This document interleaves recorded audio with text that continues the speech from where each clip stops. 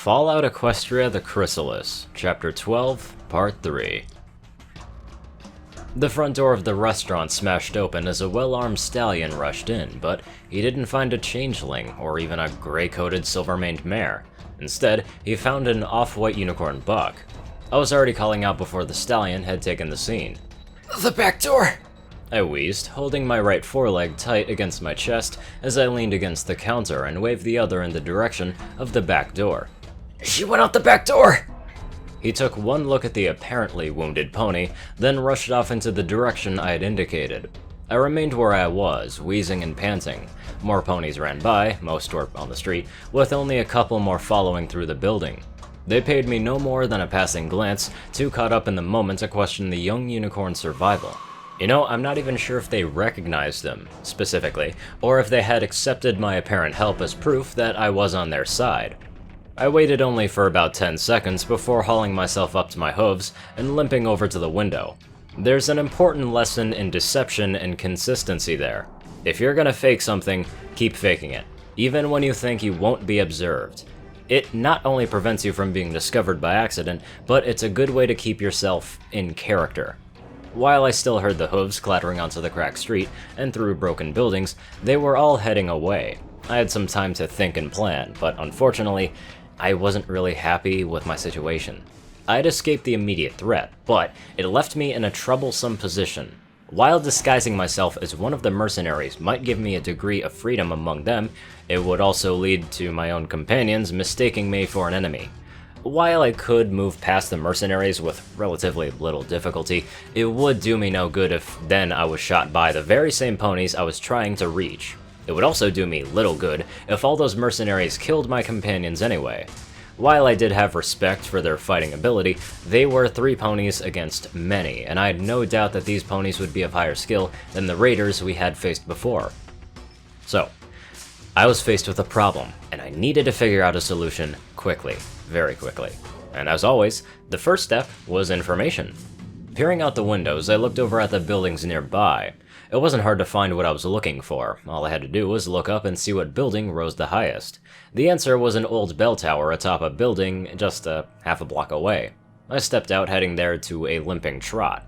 A couple more ponies were trotting down the street past me, but after a quick glance, they just ignored me, and I stepped into what I assumed had once been a government building. Despite the many offices and decaying decor, it wasn't really hard to find the stairs to the bell tower. The bell, well, that was long gone, and the tower's roof was likely one good gust from finally collapsing, but it served my purposes perfectly. While only slightly taller than some of the other buildings around it, it gave me a clear vantage of what laid ahead. I raised my binoculars with my magic, keeping myself barely exposed. Starlight was out there somewhere with her powerful and long-ranged weapon, and I had no desire for her to mistake me for one of the ponies attacking us. And there was a lot of them. I could see almost a dozen moving down streets and through buildings, and by the rising sound of gunfire, there were many more of them. Past the gunfire, I could hear the occasional crack of Dusty's rifle, and even more occasionally, the sharp pop of Starlight's lancer tearing the air apart in its wake. It made them easy to locate, though my hopes dwindled when I had. Their retreat had led them down a long line of buildings, eventually ending in an old Skywagon charging station a few hundred yards away. Ponies were taking up positions in several buildings across the street from it, and the paved lot behind the station offered absolutely no cover. Dusty's fighting retreat had gone as far as it could. I was taking in the scene when I heard hooves on the stairs below me. I suppressed the urge to run and hide, especially since my only escape would be onto the slanted roof beside the tower, and I just remained where I was, exactly as if I was supposed to be there. I was still looking through the binoculars and doing my best to keep my breathing in check when the pony arrived. She was a blue earth pony with light barding, a brown cloak draped across her back, and a long rifle held in her teeth. She dropped into a couch beside the wall, swinging her rifle up to rest it across the edge. Hey, she said, glancing my way. You see where they're at? Yeah, you can see them perfectly from here, I said, lowering the binoculars and raising a hoof to point. She raised her rifle, peering down the scope. See that street, one over? Follow it up onto the intersection and you'll see a service station. They're in there. Watch the left. The sharp clack of my pistol echoed within the confined space, and the mare collapsed, her head smacking against the wall, and she fell. Window. I finished, lowering myself beside her. Aside from the faint thump of her fall and the huff of air leaving her body, the only other sound was the faint pinging of the casing clattering onto the roof. In the back of my mind, I noted that this was the first pony I knew I had killed. It's possible that I killed one before, but with the copious amounts of ammunition I had spent in our previous engagements, honestly, I just doubted it. In any case, this was the first one I could be sure of. I don't really note that because of any particular strong feelings on the matter. There wasn't really any internal debate over the morality of having to do so. At best, these were soldiers employed to pursue goals that ran contrary to those of myself and its own known agent, my hive. At worst, they were knowing accessories to rape and murder. I felt no particular remorse for killing her. It simply just felt like something noteworthy, significant only as something new, like a milestone in a way. It was a first for me. The first of what I expected would soon be many. I floated her rifle over to my side, removed her cloak, and rolled her onto her back. It took a surprising amount of effort, though she naturally didn't resist. It's kinda easy to forget just how heavy a pony can be, and how awkward a limp body can be. Once I had her on her back, I took a few moments to examine her, quickly taking in the details of her appearance.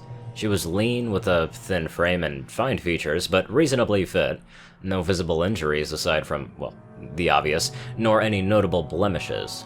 She had a very short blue-green mane and a short tail, both straight and simple. Lifting the flanks of her light barding revealed her cutie mark to be a single bullet, long and narrow. Nodding in satisfaction, I called up my magic and, in a flash, mimicked her appearance. Next, I opened her small bags, just dumping out the contents. Food and water were pushed aside, while a single healing potion and a ragged first aid kit were quickly tugged into my own bags. The only item I examined was a small notepad, but, well, that really disappointed me. She wasn't so thoughtful as to have written her own name in it, and I had no time to pore through it. It, too, was added to my bags. I did notice a word etched into the stock of her rifle, however. Thunder. I had no idea whether it was her name or one that she had given her rifle, but I remembered it just in case any pony addressed me by it. As for the rifle itself, it was a long bolt-action weapon with a large scope. It was of wartime make, worn by the years, but it was well cared for. The pouch resting across the mare's chest contained a few dozen rounds for it, looking very much like the kind of round that Dusty's rifle used. I took that as well. With my quick check complete, I swept the cloak over my back and returned to the edge of the bell tower. I lifted the binoculars, sweeping around the area again. The shooting was slow but steady, and I could see several puffs of bullet impacts from the walls of the service station. Fortunately, the structure had been built along practical industrial lines rather than for aesthetics. The building was thick and blocky, and even the centuries of wear had not even worn down its concrete walls. Even if they had been forced to a dead end, Dusty had led them to what was possibly the most fortified building in the area.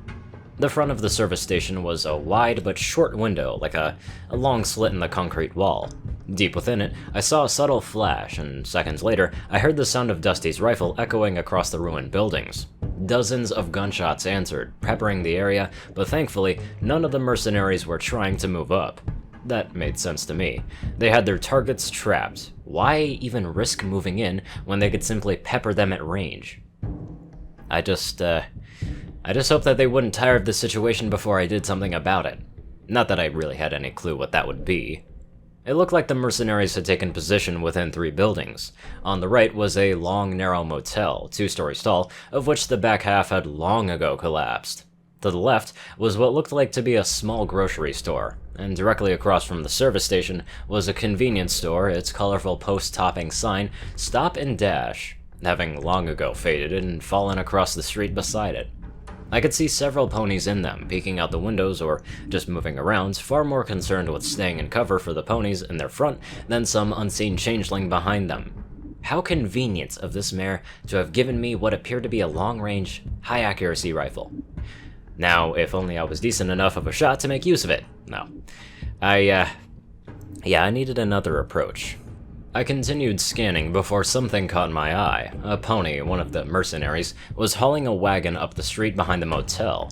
There was a few boxes and a barrel, but also several ammo containers and a few weapons, including a heavy machine gun. There was even a small basket full of grenades.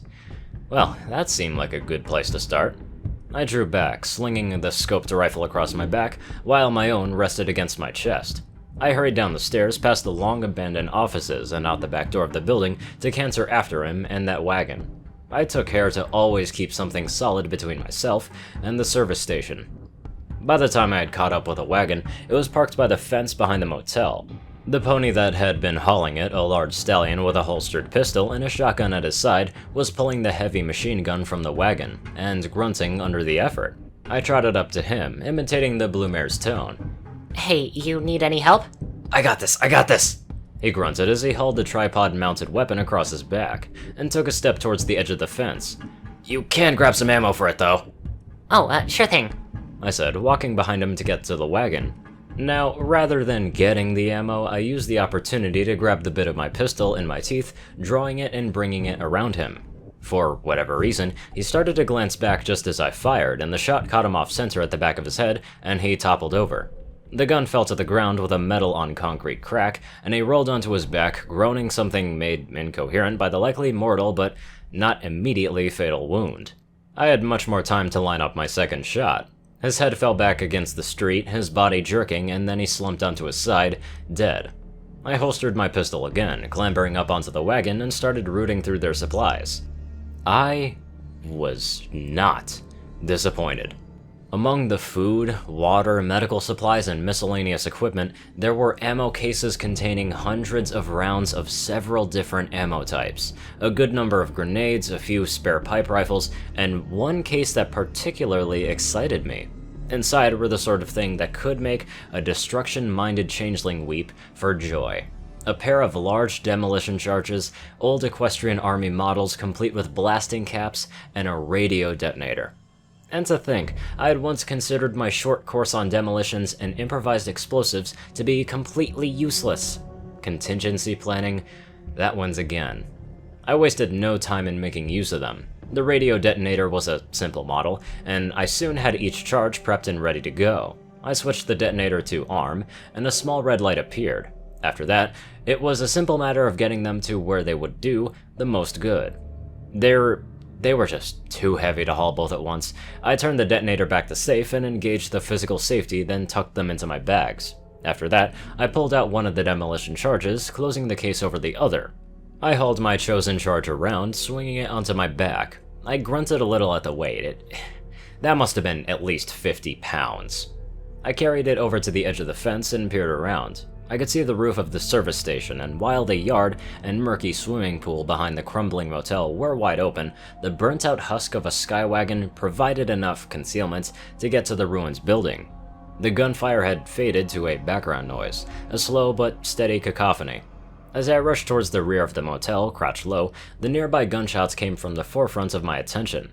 They were coming from the front of the building, and naturally, I quickly picked my way through the rubble towards them. I heard another shot from Dusty, and they were just so close, but the difference in the volume of fire was very concerning. I had no idea how much longer his ammo would even last.